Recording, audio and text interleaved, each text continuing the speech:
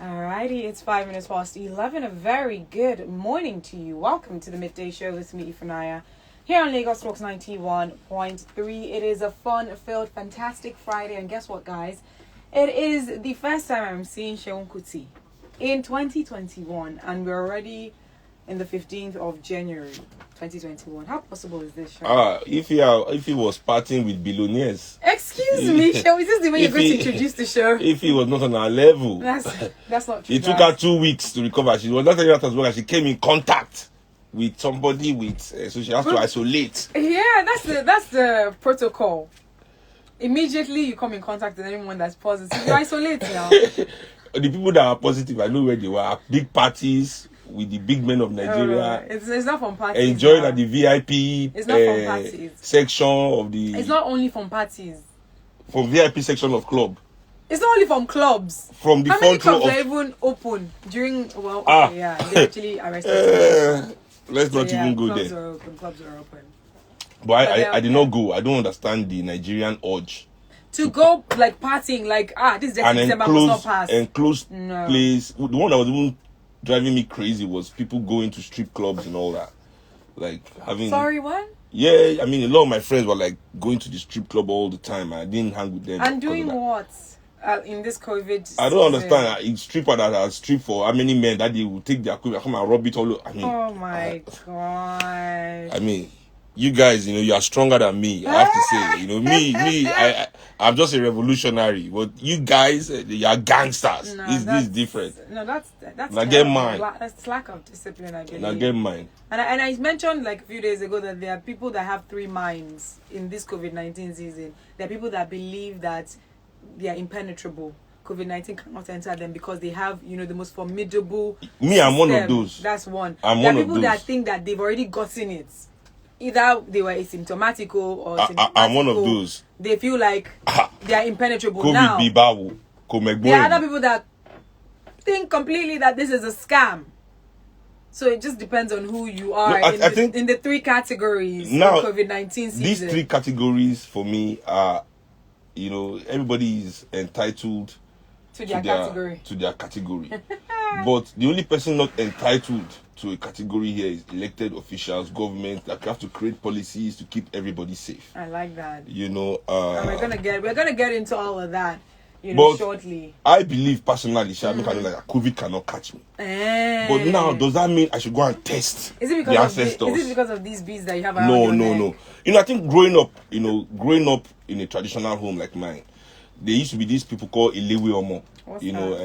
They are child carers in Yoruba, traditional Yoruba child carers. Okay. And I'm telling you, I must have spent half of my childhood with these people, getting different inoculations, cuts. I still have all the marks on some on my hand. I have some on my belly still. Like when you were ill? I wasn't even ill. Even before you get ill, they make you ill.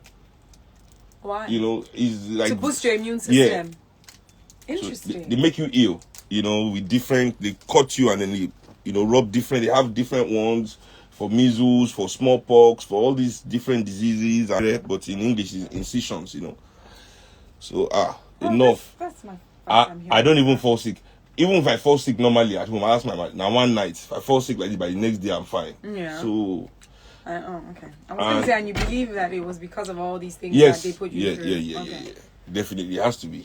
Okay. It has to be. That's interesting. But now, does that mean I'll not go inside a club full of people and leave myself there because I believe that? No. It's not going to enter. That's not how it works. That's not how it works. That's why even Jesus Take Christ. Precaution, guys. Even Jesus Christ, when Lucifer told him to jump down from the mountain. Yes. The Son of God, he said that people believe. He said, this is not how this works. Don't test me. I know that my father will catch me, but that's not how it works. But I will not intentionally walk into the fire. I will not disturb my dad. Yeah. It's disrespectful. And say my dad is going to come and capture me. It's disrespectful. All right, guys. Let's just get into the show for today. It's 10 minutes past 11. Welcome to People's Perspective. Hi. So now people can see. If I didn't want to show people if he sees, because this face is not.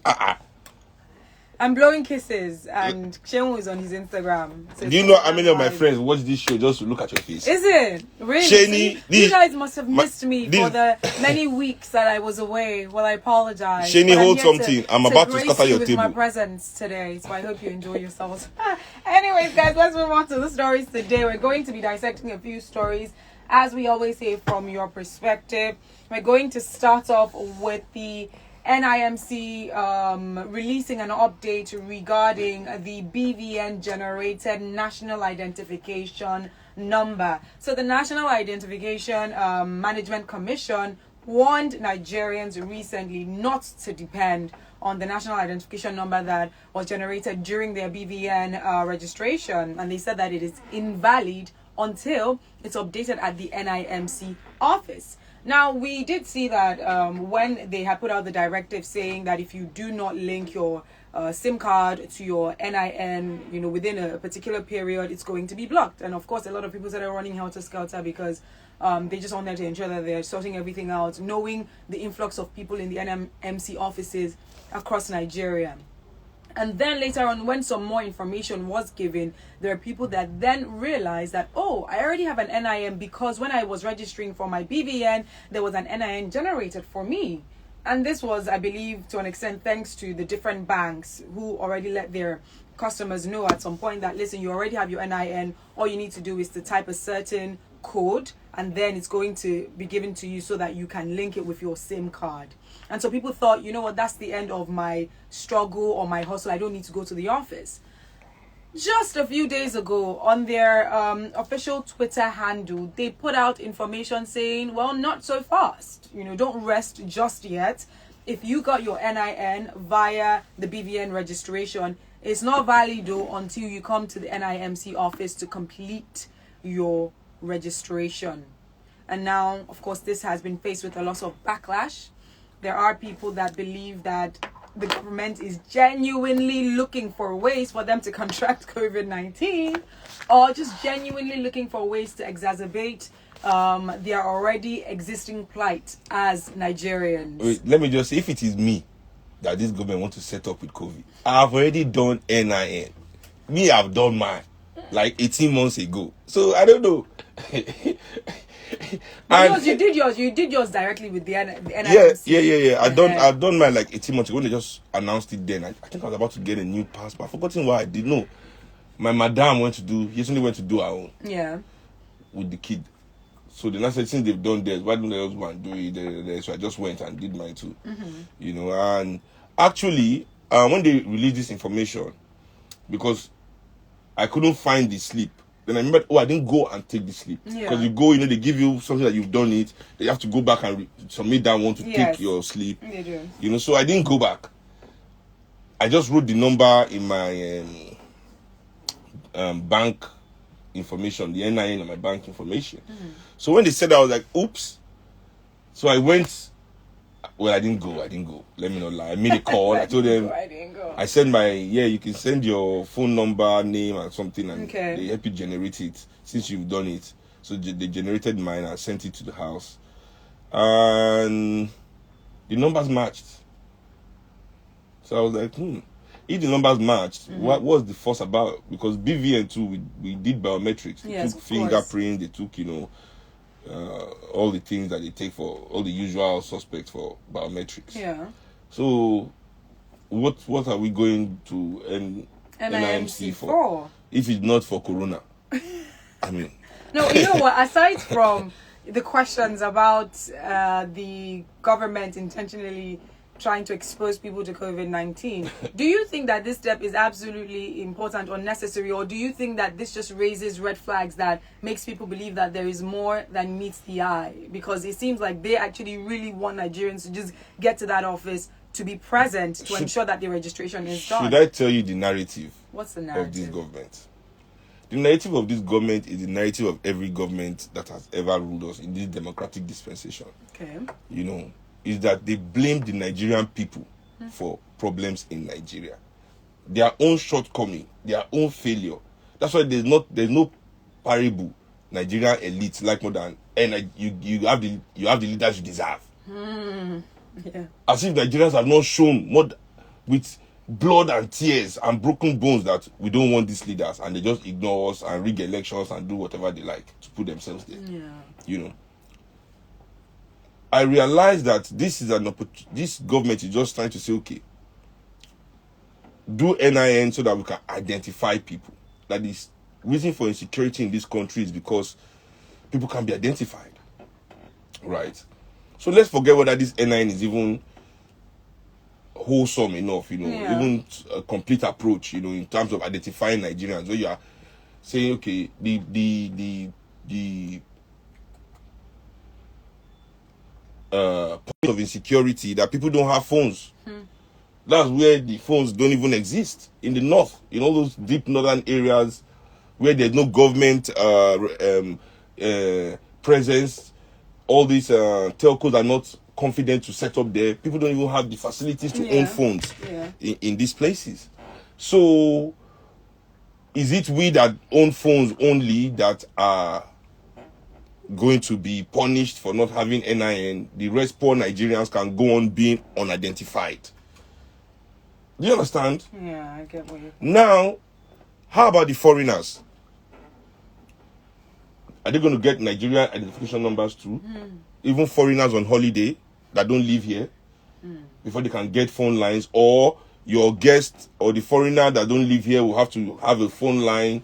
I don't understand. Anyway, maybe the companies that they work for will be responsible for those lines. Point, right? And then what if the lines are now stolen, or you think you give it to one employee but with another employee, and we know about mercenaries in war. So if we're at war in the north, definitely there are mercenaries operating there. You know, what are we doing to identify those people? You understand what I'm saying? So this is not even a wholesome approach. It's an approach. So now, when we the people are resisting it, we can't go now. So Nigerian government can come back and say, this insecurity is continuing because Nigerians have refused to do BVN. NIN. So just further blame Nigerians for that. Exactly. I think that's their whole point. Oh, Nigerians have not done NIN. That's why we are waiting for Nigerians to do NIN. When it is actually the government's job to be proactive. Like we said last week, what is NIN without a census? Yes, true. The government doesn't even know how many Nigerians they want to generate number for.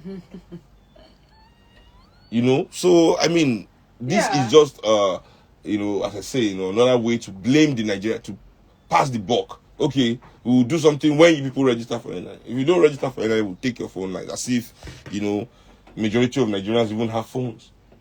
I believe that this aligns with the sentiments of Nigerians who say that the government usually lacks innovative and calculated solutions to issues that arise in Nigeria. And not only that, it just always seems like, sadly, the government comes up with policies that contradict previous policies that they have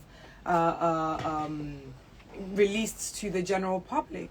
Because in a case where you as a government itself, there is such disconnection from within, where one government agency has come out to say, you know what, we're in charge of championing the fight against COVID-19 in Nigeria. I'm talking about the PTF coming out with the guidelines and the protocols and what have we. And then on the other hand, you would see a situation where the NIMC is coming out to say we need you physically at the office within a stipulated period. If not, your phone lines or your SIM cards are going to be blocked. And we know that we're battling COVID-19. And I wonder, that togetherness, that oneness that ought to be within the government in order to move Nigeria forward is missing. It's lacking. And so if you come out to say that you're trying to battle COVID-19, and then you come out to say that you're trying to battle insecurity, but you don't have a collective way in which you know that you would do both, by battling COVID-19 whilst battling insecurity, by getting Nigerians to register their NIN, it just means that there's a lack of innovative and calculated, you know, methods and ideas for the government to actually tackle these issues in Nigeria. Sadly, what are you showing? The Ministry of Education said the will of the majority of the states and the FCT should prevail, and schools should reopen nationwide from Monday. Oh, that's our the next Ministry topic. of Health, basically doctors, say government ought to make sure that people stay at home to prevent infection. There you go. Opening of school is a danger in waiting. There you go. So the Ministry of Education, the Ministry of Health, saying two different things, speaking two different languages. I just want you to know, in this country, you know, decisions are made by interest. By whose interest? For interest.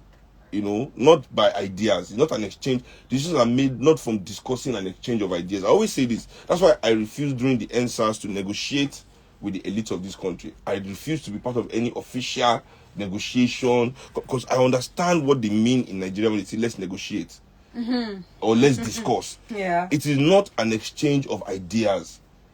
It is an exchange of interest. So when they go and sit down now to discuss whether they should open schools or not open schools or do NIN or not, who will it interest? Who will it benefit? That is what they will discuss. And it is individual benefit and interest, not national interest. Or, They are individual interest.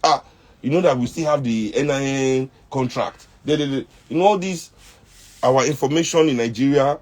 Look at, do you know how many companies are allowed to take our biometrics, our fingerprints as citizens of this country, that have our data, our phone lines, our bank details, just everywhere in the hands of everybody, and they are selling it because this is the new money today.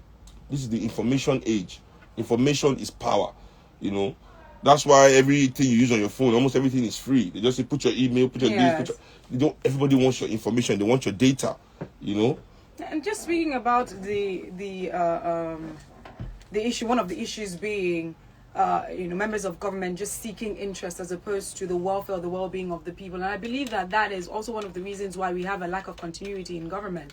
Because when an APC government is in power, it's totally different, their agenda and every other thing. So if there are projects that were started by the PDP-led government that were for the betterment of the people, the APC-led government will probably come into power and say, well, this is not what we are thinking about at the moment. This is not our agenda. And there is the lack of continuity in government because it's just the interests that they're seeking. It's personal interest, because if it was national interest, there will be continuity. No matter, even though the opposition comes to power, there will be certain things that will have to continue going in the interest of the nation. But because when they enter, every new party, that's it's even evident in our education that, look at something like the student union, for example, an institution that has been built over years that has now been destroyed. You know, an organization like NANS, for example, too. You find out that every new set of students have to start all like they're starting all over again to represent themselves and fight for themselves. Like there's no sustainability. Like, oh, those things that the previous students fought for, these new students are going to be able to benefit from it. No way. No way. It even leads to factions in schools and things like that. So it's the same thing even in our... I said to people like, okay, in this country, in Nigeria, what does it mean that young people are talking of forming new parties? What happened to the parties that help us win independence in this country? Shouldn't those be these platforms that we should tie our liberations to and to continue our journey? But no, they don't exist anymore. Everybody has to start something afresh, Every government come, you have to start afresh, because they've destroyed all the platforms and institutions because of personal interest. Okay. All right. If you're listening, please feel free to join the conversation. We have different platforms just for that. On Twitter, it's at Lagos Talks 913. Please use the people's perspective, the hashtag the people's perspective, whilst you're sending your tweet. I beg your pardon. And if you are going to give us a call, the phone lines are 0809 234 5913, 0809 222 0913, 0809 191 3913. You can also call 01515 0913, 01515 1913. Lagos Talks. Hello. Hi, good morning. Who's speaking? Good morning. My name is Sebastian. How are you? Very well, thank you, Sebastian. How's it going? So, how are you doing? I'm doing good. I'm doing great. I do, Sebastian. How far? This issue we're talking about, you just hit it, and that was the same argument we were having in the office, and we were having this conversation. Doing a census will just take care of all these issues that we're talking about. Because if you decide to digitalize the census, as you are going from house to house to do the census, you generate the numbers for each and every one of them as you're doing it. That means you solve your problem already. But they will not do it because they know why they are not doing the census. The last census we had, I can't remember when it is. They, like correctly said, interest is what matters. They are beginning to look at. They're not thinking about you. If it doesn't favor them, forget it. They will tell you that it is not right. But the moment it favors them, then it's right and it becomes okay. So, anyway. All right, Sebastian. Thank you very much for your input. Lagos Talks. Good morning. Who's speaking? Good morning, Ebuka. Hi, Ebuka. Happy New Year, Ebuka. Where's my bet? I've been sabotaged. Bang, bang, bang, bang, bang, bang, bang. I'm on our side now. I do. If you never know, we are taking his malaria this to the head. It was even billionaire gang that head him down. Sorry, sir. Are you listening to show? Don't listen to him. He's just. Ebuka, that's what we see, amo. Hey. On his child prayed and she's back. I have two things to say. One is because I traveled. You see, network infrastructure, go to the villages, network is poor. So if you are cutting these people off, that means you don't want them to be connected. Then again, this government, I don't know, because the essence of us talking is for us to get better, for us to be sensitized. And it seems as when this government come, they will sit on what is wrong, and they will keep doing what is wrong. Even when they have that political way, when they get things, they blind their eyes. They are taking policy back and forth. And at the end of the day, we are just suffering ourselves for what is not good. Most cities in this country, that's the only place, like I was saying about network infrastructure, that's the only place you can see 3G or age. You get the papa and mama there, they don't even know about it. This is deadline. We are talking about coronavirus. So I don't understand the essence of us coming to shout and they are not doing anything. Good day, bro. Hey. Thank you. Thank you. If you want to send, before you go, if you want to send a WhatsApp message, send it to 0809 234 5913. Yeah, Sean. Yeah, I mean, that's a good point Ebuka made as well, because many people's parents are in the village, and they are older people, and it's only their phone lines that can use to communicate with their son or their daughters that are in the cities, where there's only service under one tree. Now, these old people will have to go and register for NIN, and go in midst of crowd when we know how susceptible old people are. So now the question is, we wonder, because like you did mention, millions of Nigerians don't have phones, and if the NIN is very important, we then wonder what the next punishment, so to speak, would be for those who don't have the NIN. If they can't block their SIM cards, what are they going to do? They are going to say, without NIN, you can't buy food. Oh my gosh. They will not go to the Nigerians that don't even have money to buy food, that they dash food. Terrible. Let's take this Lagos Talks. Please turn off your radio. Good morning. Who's speaking? Good morning. Finally. Good morning. Good morning. Good morning, Good morning to Seun Omobaba. This is Adeyemi from Okota. All right, Adeyemi, welcome. Yes. No, basically, Seun has said it all. But I think that we have an absentee, National Assembly. Because this is a very serious matter and it's very dangerous, for example, to ask students to resume in a situation in which we know that they are going to catch COVID. NIN is one thing, which is crazy. Like they are making money from it, but they want to cut off those to spite their pay. Fine. But here, we have students going to school when we can actually do remote learning, which is going on in most of the places, especially now that we have the increase or the second wave of mutation of this virus. So to now say that you should go back to schools, it seems to me that they are not following science, they are following politics, which is very dangerous. The National Assembly ought to come in, and because that is our representatives, as we've spoken ourselves first, let them do something and make sure that we do not increase this COVID thing, that everybody is not start dying on the street. All right, So I Ademi. refuse to believe that we should resume. They should All not right. resume school on Monday. All right, thank you. Just to properly dissect this particular story, let's now move into the school resumption story, because I'll have to also give you details and the conditions for the resumption to take place. So the federal government just yesterday, as we all know, or some of us know, disclosed that, of course, the schools will be opening up, and for the schools to open up, overcrowding, large gatherings such as assemblies, visiting days are banned in these different schools. The government also put limitations to class sizes, hostel occupancy, and asked the schools to ensure compulsory wearing of face masks by all students, teachers, and workers, as well as to ensure temperature checks and put hand washing facilities in strategic locations in all the schools. Government also asked the school authorities to ensure constant supply of water and sanitizers, and to make available functional health clinics with facilities for isolation and transportation of suspected cases of medical facility to medical facilities, I beg your pardon. So the Minister of Education, Malam Adamu, gave this condition in a statement by the Director of Press in the Ministry of Education, Ben Bemgung. According to him, the decision to maintain the resumption date is the aftermath of extensive consultation with relevant stakeholders, including state governors, commissioners of education, proprietors and heads of institutions, staff unions, and students as well were included.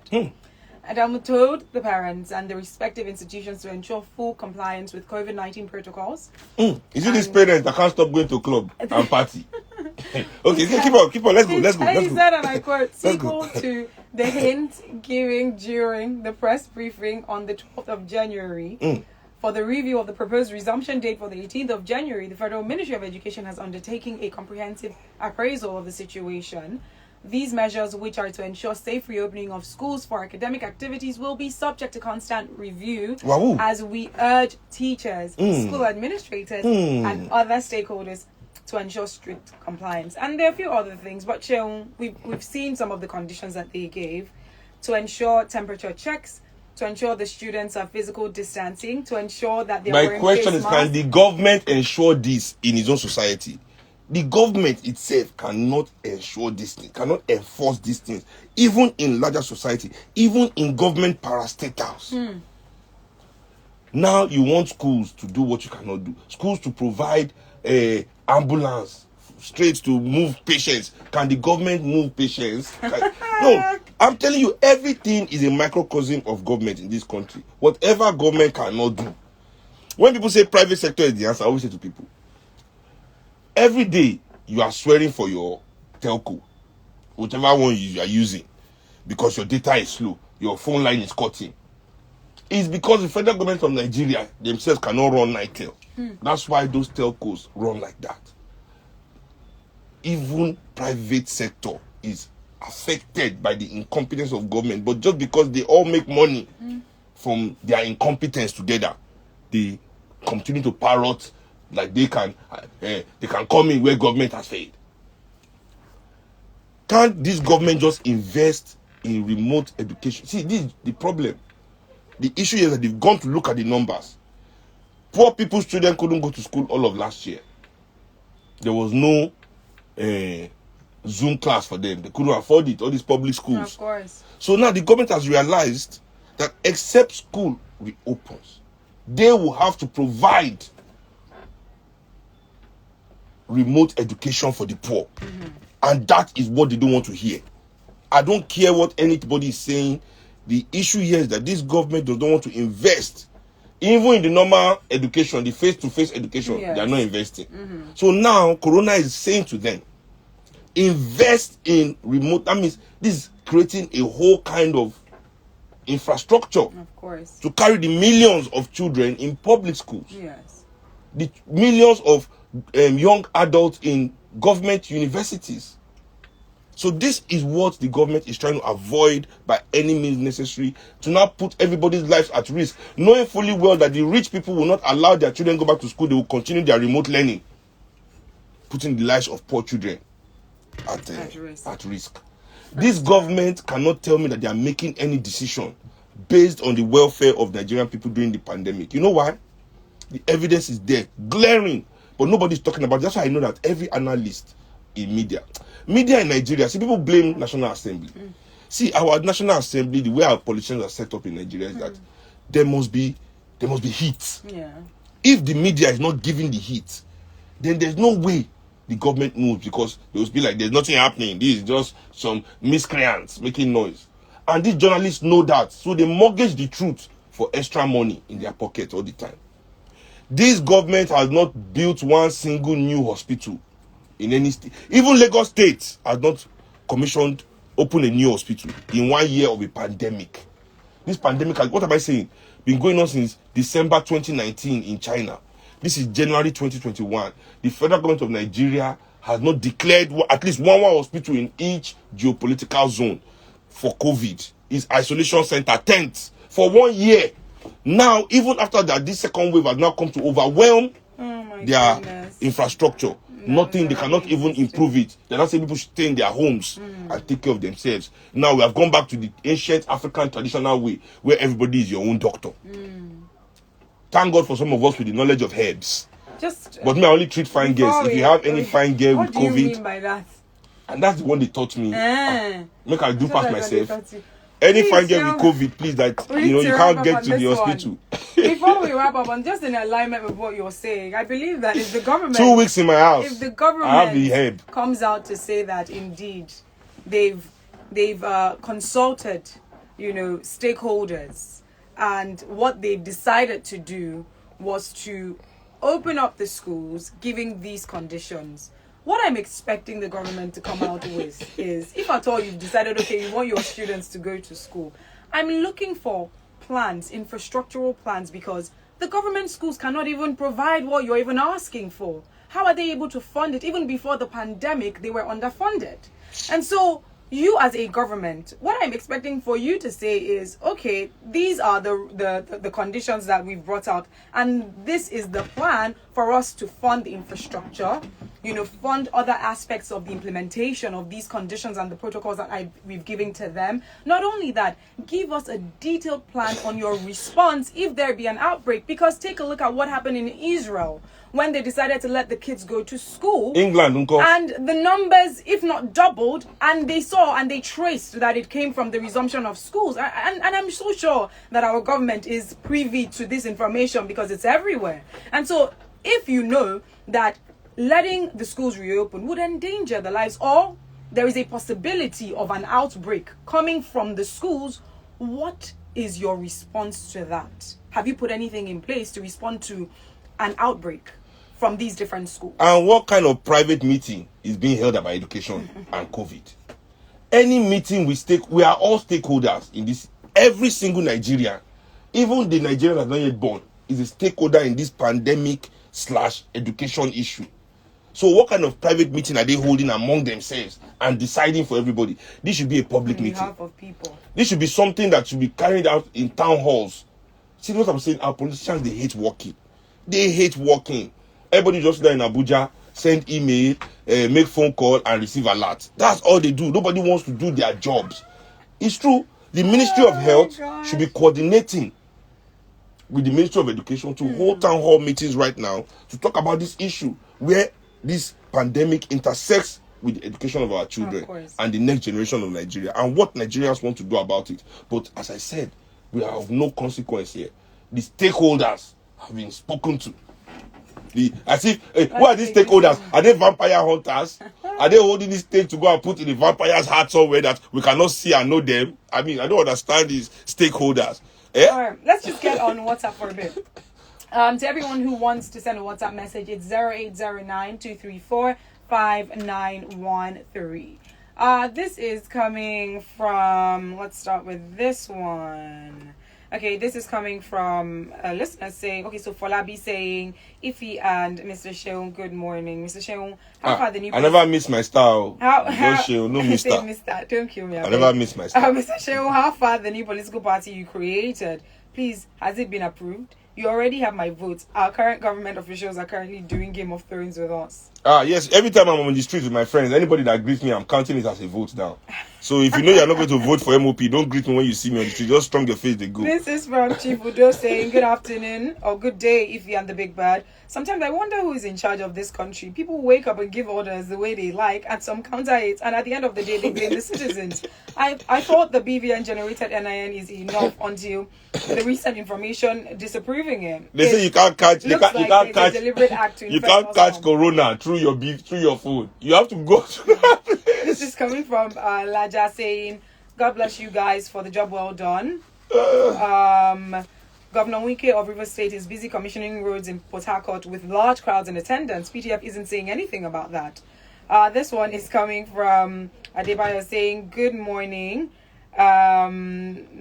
This propels are bereaved of any meaningful ideas. What's the philosophy behind the NIN linkage? How can other previous government registration never stop kidnappers from collection of huge ransom from their targets? Well, the rest I really don't understand. It's very difficult for me to read your message, but thank you. This is coming from Tare saying, I think there's an agenda, one of which they plan to impose another lockdown, which can only be when the number of COVID cases increase. So they will make more money for themselves from state capture, because the 42 million euros that was given to Nigeria, they have not shared that money. Federal government of Nigeria, they don't think, because they only do copy and paste.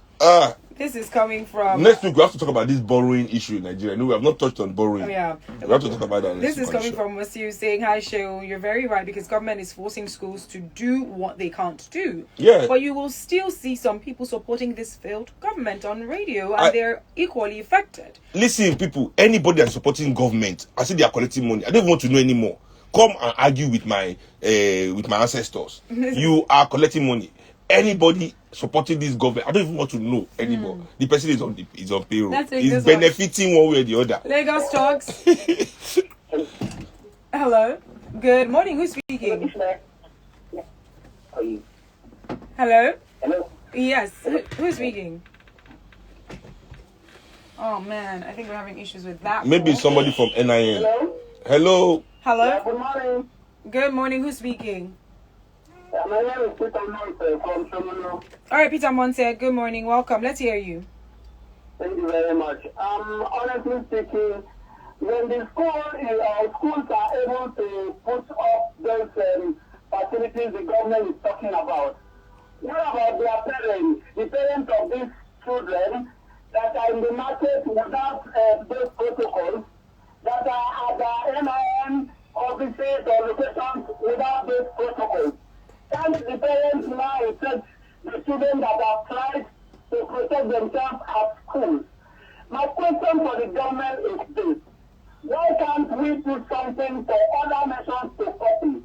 During the period they were busy holding palliatives in anticipation of the second wave, why didn't they at that same time make available the money that they will make sure they buy vaccine to at least vaccinate the students first? Because these are the future of tomorrow.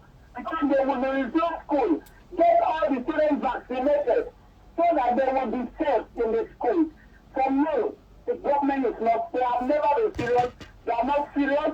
They talk with you. If you ever with them, the same assassin, the same killer, they rob you in and they defeat your account. Freeze your account. Alright, Peter, don't be fed up, don't be fed. Let it be fuel to the fire that we have to change the country. That's it right there. We can't be defeatist. Who's speaking? Alright, we lost that one. Keep your calls coming through, as well as your tweets and your WhatsApp messages. Let's just quickly read some WhatsApp messages if we can. Alright, now whilst that is coming up, I'll take this call. Lagos Talks. Good morning. Who's speaking? Good afternoon, Fulaya. Good morning. What's your name? My name is Oguna Fulaya. All right, let's hear you. I just want to tell you something about the foreigners. If you're a foreigner and you have the work permit, you are also going to meet NIN. But if you're a tourist, after you have the tourist visa, I think they are going to allocate a number to you that you need to register. But I don't think all this has necessary now. We are in a pandemic. This is public health at risk. So let them just postpone these things. It's just as if they are purposely putting our health at risk. At least let them just postpone it. Thank you. All right, Falari, this is from Maestro on Twitter saying, I wonder sometimes how the government reasons. Imagine we have a looming pandemic and they're telling us to go and do our NIN. This is coming from Valentine saying our leaders have quietly gone to take the vaccines abroad and are now sending us on a suicidal act with the NIN registration. I know. Well, at least Atiku has taken his own abroad, according to the news. Interesting. In Dubai. All right, let's take this and then we'll move on to the last story. Lagos Talks. Good morning. Who's speaking? Hello, good morning. My name is Sorry? Good morning. My name is Peter from Ibadan. All right, Peter, welcome. Let's hear you. Yeah, Mr. Seun, good morning. Now just Seun, I never miss my star, my brother. Okay, make you know me after. Yeah, I like the fact that you are going from week to week because I believe that these people that are called ignorant, you don't have access to parents, you don't have access to phone, you don't even know what's going on. So this is the only power this government has. Apart from those people, they don't have anything to do with it. Now, they said we should go and do it. I think the name is just a way to extort people again. First, they said they weren't collecting money. Then later, they said, like, okay, we make people to pay 15,000 for collection of everything. This is a mistake. People should pay 15,000 to correct it again. Later, they will say they don't feel work again. Something. They don't want school to resume because of COVID. Now, people are bombarding the NIN office. I went to the one at the side of 4 a.m. in the morning and people were already plenty. 4 a.m. Like, I could not even stay because ridiculous. COVID is real. I know. All right. Thank you very much for your take. And thanks to everyone who's called in so far. Let's move on quickly to this very last story we're going to be telling. We know that 51 years today, we are remembering the end of the Civil War. Started the 6th of July 1967 to the 15th of January 1970. And aside from remembering the fallen heroes, for some, there was a webinar in this regard. And a few speakers at the webinar spoke on the aftermath of the Civil War and also raising an alarm, so to speak, saying that there could be a possibility that there will be a repeat of the Civil War in recent times. Now, former governor of Anambra State, Peter Obi, the Catholic Bishop of Sokoto Diocese, Matthew Kuka, the Northern Elders Forum, and a few others were at this, webinar. And they were just cautioning that unless something urgent was done, the aftermath of the ongoing injustice, poor governance, leadership failure in the country will be worse than what was experienced during the Civil War. So I just want to, take out of some of the things said by these individuals, Seun, and I would like for you to let us know if indeed these are some of the reasons that could lead to a repeat of this. The road has got more bumpy, worse than it was than when Nigerians, traveled that road before. If you compare what is happening today and what happened then, what brought Nigeria to that destination in the past has actually gotten worse today.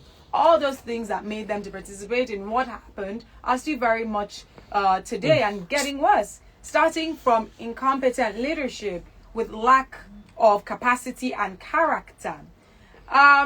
Just moving quickly to Kuka, what he did say, he was the keynote speaker as well. He did explain that Nigeria had yet to learn any lesson from the Civil War, adding that the frustration and feeling of injustice by a section of the country after the war were still rife till today. He said, and I quote, "I was told of a late general who said that were the Civil War to occur again, he would fight on the other side. There's a lot of resentment, anxiety, and frustration, and the feeling is that we have not learned any lesson." And a few other things were said. But just taking a look at this, from what Kuka said, he did mention that the sentiments felt, even in the aftermath of the Civil War, are still felt by a section of people in today's Nigeria. And with Peter Obi saying that we are still on the same path that led to the Civil War 51 years ago, and we are still on the same path today, saying that if care is not taken, there's a possibility of the repeat of what happened during the Civil War in Nigeria. So just taking a look at it, do you believe that in now Nigeria, with the existence of these injustices that we can clearly see, that this could possibly lead to another civil war? There has been a civil war against the Nigerian poor people and working class people that didn't stop from 1970 till now.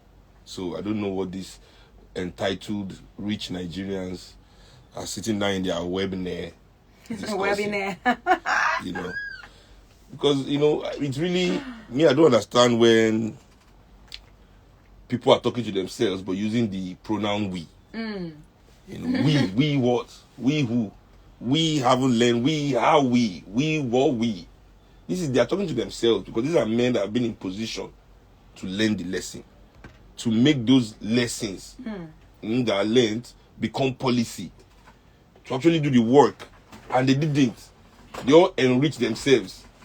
You understand? Yeah. So now they sit down there after declaring war on the poor people of this country. They're telling us that Nigeria is on the verge of another rich man's war. Because now they were telling us that the rich people want to fight themselves. Because that's what me. Because if that's not what he's saying, how does this relate to poor Nigerians? We have been under economic warfare, medical warfare, educational warfare, social. The elite of this country. I mean, they just increase in the middle of this. They increase electricity tariff, increase fuel. A few times. Is that not war on the poor? I mean, that's economic warfare on the poor people of this country, when they have used the Commonwealth of this country to amass billions for themselves. But now they sit down trying to scare us, telling us that we are going down the road of war, civil war. We didn't learn lesson. Who are the biggest olodos of this class? If it's not the leaders that are in the front of the class. Yes, who are the biggest olodos? Because I don't understand. Is it we that didn't even enter the classroom at all? Or you that entered the classroom and then you still come outside, not knowing anything like we that were outside? Because I don't understand what people are trying to say here. But Seun, just because we're not running out of time right now. Yeah. Just touching on one of the things mentioned by Kuka, saying that the injustices by a section of the country after the war is still very much rife now. Now, just taking a look at what happened and the stories that have been passed down to our generation by our parents. One major area, that has been highlighted is the existence of ethnic division between the people of Nigeria. But with the NSAS protest, one thing that we saw was a semblance of oneness, especially amongst the youth. And knowing that 70% of our population are youth. Yeah. And we saw a oneness. And we heard a lot of people saying things like, this thing called ethnic divisions. Are you sure it's not our parents brainwashing us? Because what we want is a better Nigeria, and we don't mind coming together for a better Nigeria. So with what happened during, the NSAS protest, and with what, these individuals are saying, that we're on the same path that could lead to a civil war. And we know that the civil war, it was hinged on the youth fighting. Because I remember my father several times saying that they took him to go and fight, but for some reason he just kept escaping. And with the youth, if there is a civil war, the youth is needed to fight, right? So do you think that the youth would even buy into such a thing, given the semblance of oneness that we saw during the NSAS protests? The thing about war is kill or be killed. So I think it's difficult for people to buy into or not buy into. Because when there's violence around you that can take your life, it's a human instinct. Of course. So you want to at least stop Protect that first. yourself. And What we can do as young people is, before the war even starts, we should be prepared for our own liberation. The reason why their war can affect us is because we are not free of them. So the Nigerian elite can still control our own destiny in whichever way or shape, that they choose. It is quite interesting that when the people liberated palliative, they did not say only Christians can take it, only Muslims can take it, only Hausa can take it, only Igbo can take it. The reason why this so-called ethnic division is mantra or whatever is a myth, this ethnic division myth exists, is because we live in scarcity. And in scarcity, your interest, that's why survival instinct kicks in. It's just like war. I tell people, even though there's not guns sounding everywhere, Nigeria, we're living in some kind of war state, or state of war, So people are surviving here. We are not thriving, When people say survival of the fittest, right? And you're not even eating enough to be fit. So survival has taken a whole different dimension here. So people are living in scarcity. So we are not in our best form. Many Nigerians live in their base self. From hand to mouth, they got to eat. You understand? So at that level, politicians can manipulate people because they weaponize poverty. Of course. So when poverty has been weaponized, any narrative can be given to justify the actions of these elites, because they are the ones that will employ thugs. Because if somebody was living well, you can't employ him as a thug. Of course. You can't tell him to go and do, except he is just a degenerate by himself, which will make their army shrink, But they want a lot to pick from. You understand? So what's my own with rich people talking about civil war and lessons not learned? If lessons have not been learned in Nigeria, the we that they are saying there is we, the rich people of Nigeria, have refused, because the poor people of this country are learning the lesson every day when they see their children dying, when hunger is biting their stomach, when they are driving on these rickety roads that you all use helicopter and plane to fly over. I was telling a friend of mine that, no, not a friend, we were having a political meeting for MOP, and I was telling a fellow comrade how the Nigerian road is only built for goods and services. Any development in Nigeria is a development that benefits business. Anything, phone that we have is because business need phone. Any road that they build is because it's going to their factory, they need it to move their goods. It's not for human. They don't do anything. That's why you can look at our education. Compare our education to their banks. Compare our healthcare to their hotels. So these are the questions we need to see. These are the things that we need to see as Nigerian people, that except it benefits business or their business in this country, nothing is done in this country at all. All right, Seun, let's just take some calls because we have just a minute left to wrap up the show. 0809-234-5913, 0809-222-0913. Lagos Talks, good morning. Yeah. Oh, who's speaking? Good morning. We have someone on the line. Good.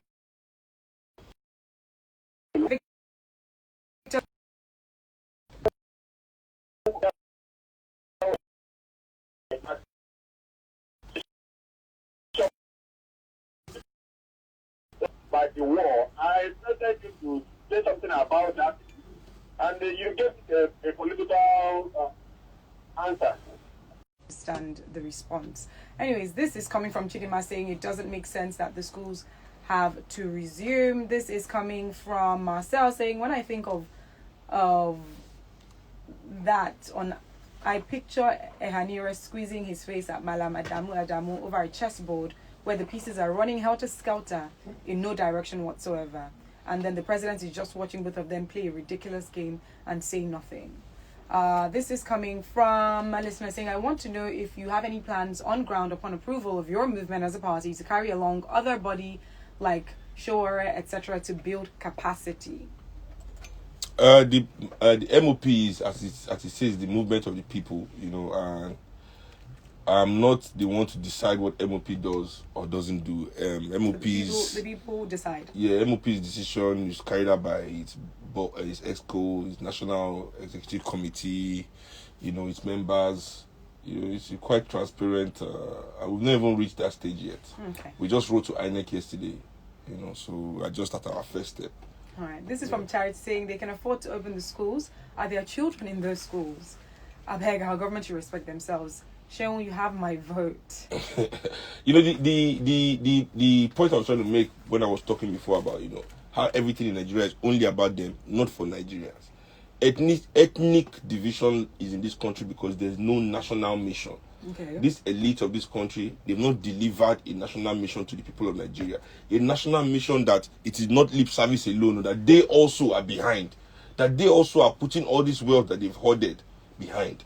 You understand? That's why any government, any meaningful government that comes into this country must first of all embark on massive wealth redistribution. And when I say wealth redistribution, I'm not saying, oh, to go and take money from one person and be putting it in our pocket. No. But those that have made themselves rich of the commonwealth of Nigerian people, what we all own, must now invest those things, that money in the things that will benefit all the Nigerian people. All right, it's 1 minute past 12, Seun. We have to say goodbye. It's been a great run, as it always is. Thank you to everyone who was a part of the show. Seun, thank you so much, as always. Yeah, thanks for having me on the show as usual. And this Friday I will give a different advice. And this Friday the advice is for the rulers of this country. Okay. You know, that they must stop now, because they are refusing to invest in the people of this country. They must now stop using ethnic division as an excuse for it. You understand? It's becoming too dangerous. Just too dangerous, because the problem that Nigeria has is that our commonwealth is not being distributed fairly. And for that reason, all this violence and everything is happening. And if you cannot admit that, stop blaming the people. Stop blaming the people. Alrighty. Thank you very much, Seun. Thanks to everyone who was a part of the show. The People's Perspective comes on Fridays, 11 a.m. right here, and we dissect topical issues from your perspective. You can reach out to me on Instagram at Ify_I. That is IFY_I. Goodbye to everyone on Seun's Instagram Live.